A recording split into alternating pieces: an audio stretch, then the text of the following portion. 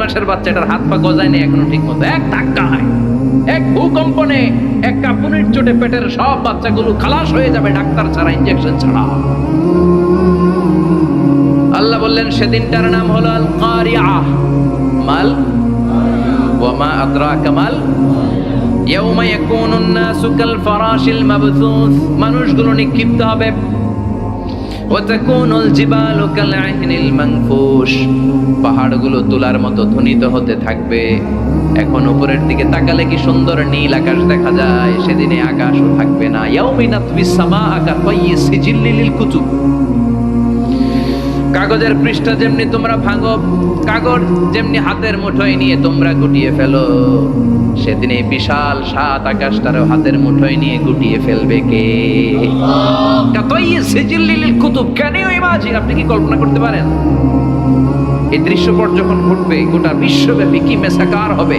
Satellite চ্যানেলগুলো ভেঙে দুমড়ে মুচড়ে পড়বে, পৃথিবীর যত বড় বড় টাওয়ারগুলো আছে ভেঙে আবাসিক এলাকার উপর পড়বে, পাহাড়গুলো ভেঙে খান খান সাগরের পানির ভেতরে দাউ দাউ করে আগুন জ্বলবে।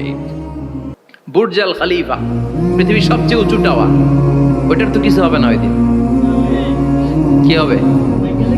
ভেঙে দেখেব, ভেঙে খান খান হয়ে যাবে, ভেঙে টুকরা টুকরা হয়ে যাবে। এবার আমি যখন হজে গিয়েছিলাম, জেদ্দা এয়ারপোর্টে নেমে মাক্কা যাচ্ছি প্রথমে ওমরার জন্য, তখন বাঁ দিকে অনেক দূরে দেখতে পেলাম কিংডম টাওয়ার।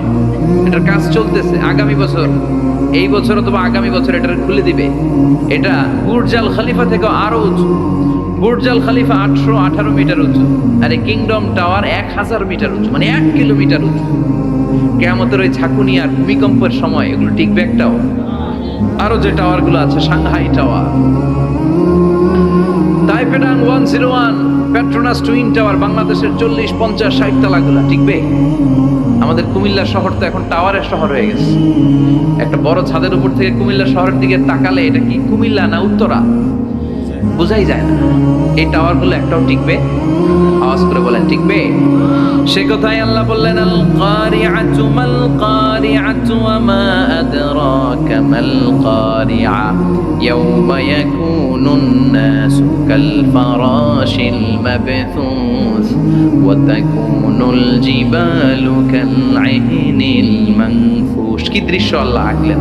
প্রথমে একটা সাইরেন দেয়া হবে, দেয়ার সাথে সাথে ভেঙে চুরে সব সারখার, মানুষগুলো পাগলের মতো দৌড়াবে। ওমা হুম বিসুকারা ওয়ালাকিন্না আযাবাল্লাহি শাদীদ। মানুষগুলোর দৌড়াদৌড়ি দেখলে মনে হবে যে মাতালের মতো দৌড়াচ্ছে, রেড ওয়াইন খেয়ে, হুইস্কি খেয়ে, মদ খেয়ে পাগলের মতো দৌড়াচ্ছে। আসলে মদ খায় নাই, হুইস্কিও খায় নাই। সেদিন আল্লাহর আযাব এত ভয়ঙ্কর হবে, মানুষগুলো সব হয়রান হয়ে যাবে, মানুষগুলো পাগলের মতো দৌড়াবে। সাগরের পানিতে দাউ দাউ করে আগুন, স্যাটেলাইট ভেঙে খান খান, বিল্ডিং গুলো ভেঙে ভেঙে পড়ছে, পাহাড়গুলো ধ্বনিত হচ্ছে, গোটা বিশ্বব্যাপী বিকট আওয়াজ। পৃথিবীর যখন ঠিক এইরকম অবস্থা, আল্লাহ তাআলা ইসরাফিলকে বলবে, ইসরাফিল 3টা ফুৎকার দেওয়ার জন্য তোকে তৈরি করেছি, এবার দ্বিতীয় ফুৎকারটা দে। তাকে ফুৎকার দিতে হবে মোট কয়টা? আরো জোরে বলেন। সে কেবল একটা দিয়েছে, এবার দ্বিতীয় ফুৎকার দিবে।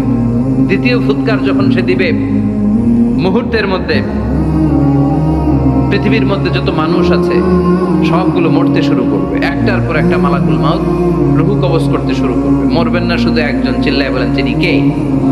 কুল্লু মান আলাইহা ফানি ওয়া ইয়াবকা ওয়াজহু রাব্বিকা যুল জালালি ওয়াল ইকরাম ফাবিআইয়ি আলাই রাব্বিকুমা তুকাযযিবান। পৃথিবীর মধ্যে যা যা তোমরা দেখো সব হয়ে যাবে ফান।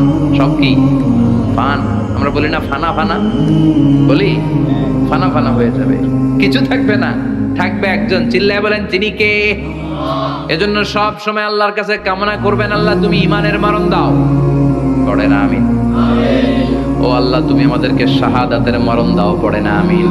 আমাকে শহীদ করে সেই মিছিলে শামিল করে নিও, যে মিছিলের নেতা মীর হামজা, ওবায়েব খাব্বাব আল্লাহর কাছে ছিল অতি প্রিয়, শামিল করে নিও আমাকে।